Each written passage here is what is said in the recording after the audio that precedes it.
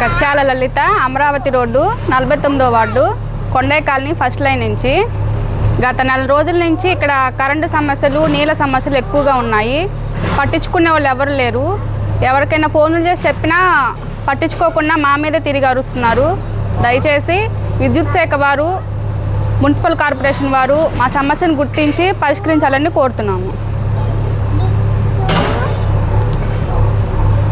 నాది Amaravati road, Kondaiah colony, first line అండి.